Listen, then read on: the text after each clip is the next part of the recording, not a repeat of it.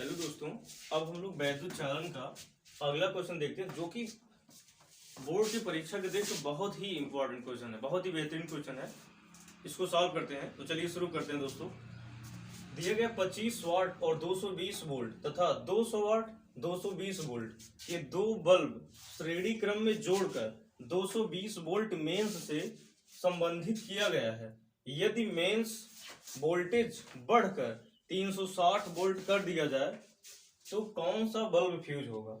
इसमें हमें ज्ञात करना है कि पहला वाला जो बल्ब है 25 वाट का, ए फ्यूज हो जाएगा, या दूसरा वाला बल्ब है 200 वाट का, ए फ्यूज हो जाएगा। ये हमें ज्ञात करना है जब हम वोल्टेज को बढ़ाकर कितना कर दें, 360 वोल्ट कर दें।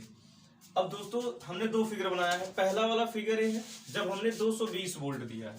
ए पहला वाला फिगर हमने बनाया है जब हमने 220 वोल्ट की मेन सप्लाई दी है, और दूसरा वाला फिगर तब का है जब हम वोल्टेज को अपने बढ़ा दे रहे हैं, 360 वोल्ट कर दे रहे हैं तब।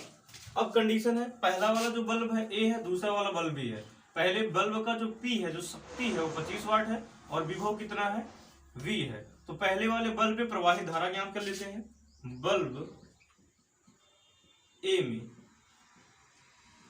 प्रवाहित धारा। अब प्रवाहित धारा हम जानते हैं, चूंकि हम जानते हैं सूत्र P बराबर B इंटू आई होता है, या इसमें मान लेते हैं P1 है, B1 और ये क्या है, I1 है।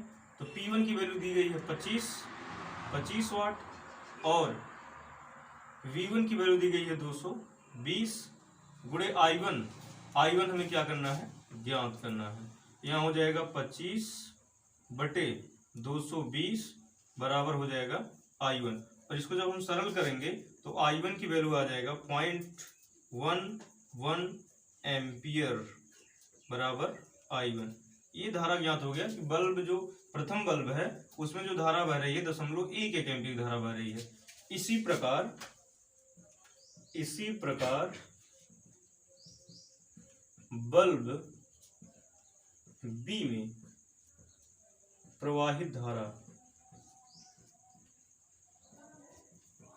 I2 बराबर हो जाएगा P2 अपॉन V2। I2 बराबर दोस्तों ये देखिए बल्ब बी के लिए P की वैल्यू दी गई है 220, यानी कि P2 कर लीजिए, V2 कर लीजिए। तो P2 की वैल्यू दी गई है 200 वाट और V2 की वैल्यू दी गई है 220। एक कट जाएगा 0 से 0। अब I2 बराबर, जब इसको हम सरल करेंगे तो I2 की वैल्यू आ जाएगी 0.90 एम्पियर। I2 की वैल्यू आ गई दोस्तों। ये तब की धारा है जब हम 220 वोल्ट के मेंस से इन दोनों बल्बों को जोड़े हैं। तो पहले बल्ब ए में जो धारा प्रवाहित हो रही है 0.1 एम्पियर की धारा प्रवाहित हो रही है, और दूसरे वाले बल्ब में 0.90 एम्पियर की धारा प्रवाहित हो रही है।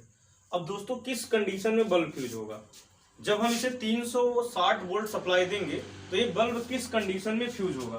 तो जाहिर सी बात है, यदि बल्ब में, जैसे बल्ब 1 है, इसमें 0.1 एम्पियर धारा बह रही है, अगर धारा का मान इससे अधिक बहने लगा परिपथ में तो इसका मतलब बल्ब पहला फ्यूज हो जाएगा। दूसरे वाले बल्ब दिया है I2 में 0.9 एम्पियर, अगर इस परिपथ में 0.9 एम्पियर से अधिक धारा प्रवाहित होगा तो पहला बल्ब फ्यूज हो जाएगा और दूसरा भी फ्यूज हो जाएगा। अगर इससे नीचे धारा प्रवाहित हो रही है, 0.9 एम्पियर से नीचे की धारा प्रवाहित हो रही है, लेकिन 0.1 एम्पियर से अधिक धारा प्रवाहित हो रही है, तो पहला वाला बल्ब फ्यूज हो जाएगा और दूसरा वाला बल्ब फ्यूज नहीं होगा, वह जलता रहेगा। तो हम इस कंडीशन में जब 360 वोल्ट अपने विभव को बढ़ाकर 360 वोल्ट तक कर दिए हैं, उस कंडीशन में हम इसका तुल्य प्रतिरोध ज्ञात कर लेते हैं कि जब बल्ब को श्रेणी क्रम में जोड़ा गया तो टोटल प्रतिरोध क्या होगा। तो प्रतिरोध ज्ञात कर लेते हैं कि तुल्य प्रतिरोध क्या हो रहा है, बल्ब ए का प्रतिरोध। सूत्र हम जानते हैं, P बराबर होता है B² अपॉन R। अब A है तो ये P1 है और ये B1 है, ये R1 है। ये हो जाएगा R1 बराबर B1² बटे R1 P1, ये P1 हो जाएगा। वैल्यू रखिए, B1 की वैल्यू कितनी है, B1 की वैल्यू है ये देखिए 220, ये हो जाएगा 220 गुणे 220 बटे 25, और इसको जब हल करेंगे तो इसको हल करने पर R1 की जो वैल्यू आ जाएगी, ये आ जाएगी 1936 ओम। ये R1 की वैल्यू आ गई इसको सरल करने पर। अब इसी प्रकार हम R2 की वैल्यू याद कर लेते हैं। R2 की वैल्यू बल्ब बी का प्रतिरोध, बल्ब बी का प्रतिरोध, ये हो जाएगा AR2 बराबर B2 का स्क्वायर बटे P2। V 220 वोल्ट से ही से जोड़ा गया है तो V की वैल्यू सेम वही होगी। ये हो जाएगा 220 गुणे 220 बटे P2। P2 की वैल्यू दी गई है 200, ये दिया गया है 200। इसको जब हल करेंगे 0 0 कट जाएगा, 0 0 कट जाएगा, जब टोटल को सरल कर लेंगे हमें मिल जाएगा 242 ओम। अब चूंकि दोस्तों जो दोनों प्रतिरोध है, दोनों बल्ब जो है श्रेणी क्रम में जुड़े हैं, इसका R1 है, R1 की वैल्यू हमने ज्ञात किया है 1936 और R2 की वैल्यू हमने ज्ञात किया है 242। चूंकि श्रेणी क्रम में जुड़े हैं तो तुल्य प्रतिरोध ज्ञात कर लेते हैं। इसलिए परिपथ का तुल्य प्रतिरोध, परिपथ का तुल्य प्रतिरोध यहां से मिल जाएगा R बराबर R1 प्लस R2। ये हो जाएगा R बराबर R1 की वैल्यू है 1936 प्लस R2 वैल्यू है 242। टोटल जोड़ने पर आ जाएगा ये 2178 ओम। अब चूंकि दोस्तों हम ज्ञात कर लेते हैं कि इस पूरे परिपथ में धारा कितनी बह रही है जब विभव को हम बढ़ाकर 360 वोल्ट कर दिए, इसलिए परिपथ में प्रवाहित धारा ज्ञात कर लेते हैं। तो I बराबर हो जाएगा यहाँ से I बराबर V upon R। I V की वैल्यू दी है 360 और R की वैल्यू दी है 2178। अब जब इसको हम सरल करेंगे तो I की जो वैल्यू आ जाएगी 0.16 एम्पियर आ जाएगा।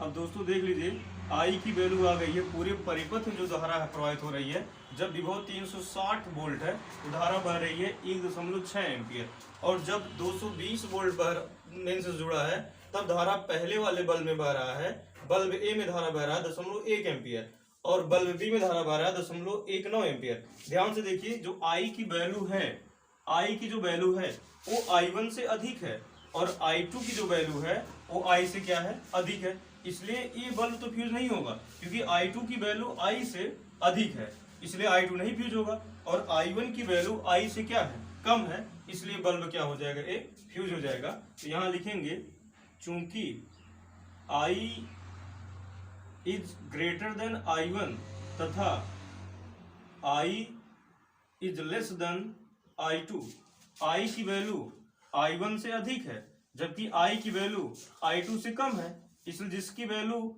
कम होगी I से वह बल्ब फ्यूज हो जाएगा। इसलिए I जो है पूरे परिपथ में धारा बहेगी तब जब 360 वोल्ट का विभव हो जाएगा।